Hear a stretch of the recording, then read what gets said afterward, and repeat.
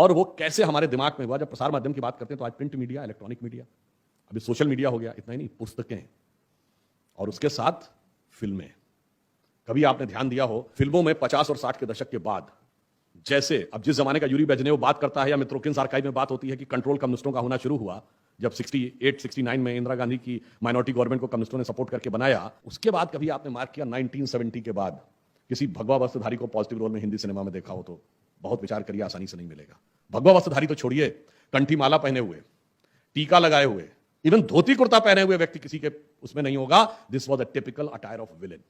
और ये बात ऐसी नहीं है, IIM अहमदाबाद में बाकायदा इस पर रिसर्च हुई और जिन सज्जन ने रिसर्च की वो भी कोई छोटे मोटे व्यक्ति नहीं थे, वो IIM रोहतक में डायरेक्टर भी रह चुके हैं और उन्होंने 1950 से लेके सन 2000 के तक की कई 100 फिल्मों को लिया, हर दशक की अलग अलग फिल्मों को, और उसके बाद जो उनके आंकड़े हैं वो जानते क्या है।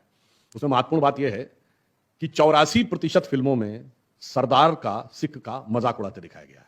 94% फिल्मों में हिंदू पुजारी धूर्त पाखंडी दिखाया गया है और 88% फिल्मों में मुस्लिम मौलवी पॉजिटिव रोल में दिखाया गया है।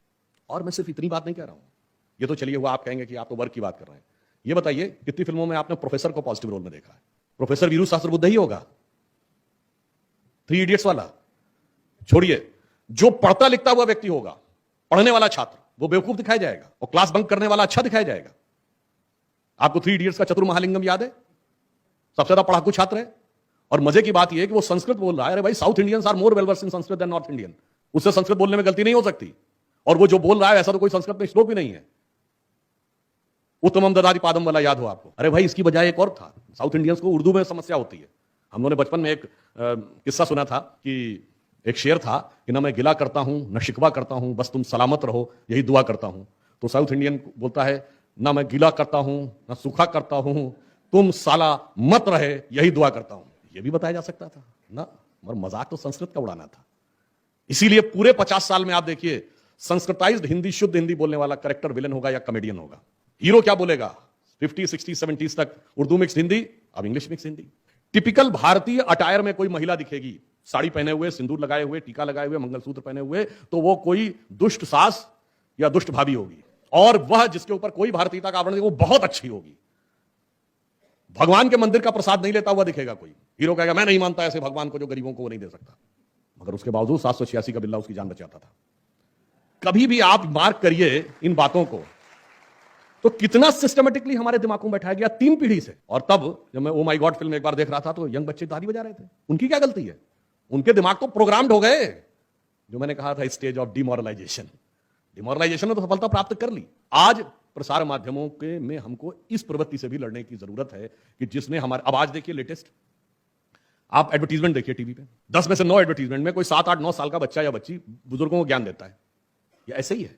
नहीं साहब, बहुत स्ट्रक्चरली टारगेटेड चीज है कि 10-15 साल के बाद जब ये बड़े होंगे तब परिवार को तोड़ना है, क्योंकि परिवार सबसे बड़ी समस्या है। किसके लिए?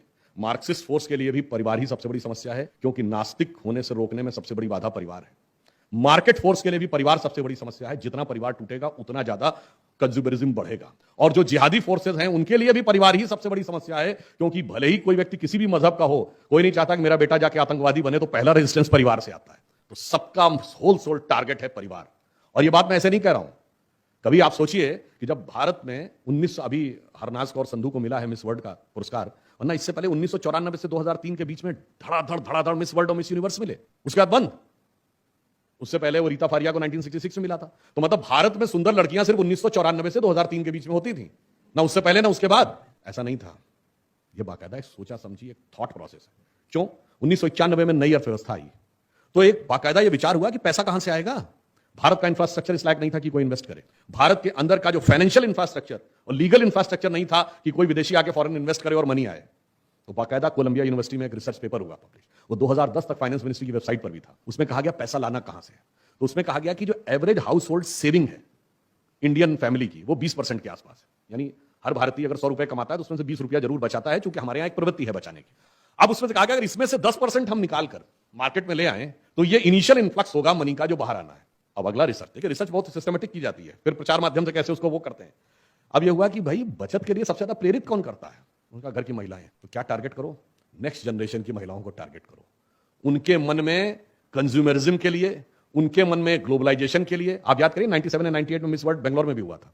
उनके मन में एक अलग वातावरण क्रिएट करो ताकि अधिक से अधिक पैसा खींचकर मार्केट में लाया जा सके। अब जैसे ही वो एजेंडा पूरा हो गया, 2000 के दशक का फर्स्ट हाफ आता है, बोलिए बिस्तर समेटो, किसी दूसरी जगह पे करेंगे। आप ये समझिए कि कभी कभी हम जिसको समझते हैं कि ये तो बड़ा अच्छा है, ये तो हमारे लिए बड़ी, मैं इसमें किसी को ये नहीं कह रहा हूं कि जिनको पुरस्कार प्राप्त हुआ उनके अंदर क्षमता नहीं थी, ये मेरा कहने का भाव नहीं, मगर आप ये सोचिए अपने आप में थॉट प्रोसेस है कि 94 से 2003 ना पहले ना बाद में कुछ ना कुछ तो ये थिंक करने का फूड फॉर थॉट तो है, जो सोचने में बाध्य करता है हमको कि ये क्या हो रहा है। इसलिए मैंने कहा कि प्रसार माध्यम किस प्रकार से हमारे मन में एक वातावरण बनाते हैं।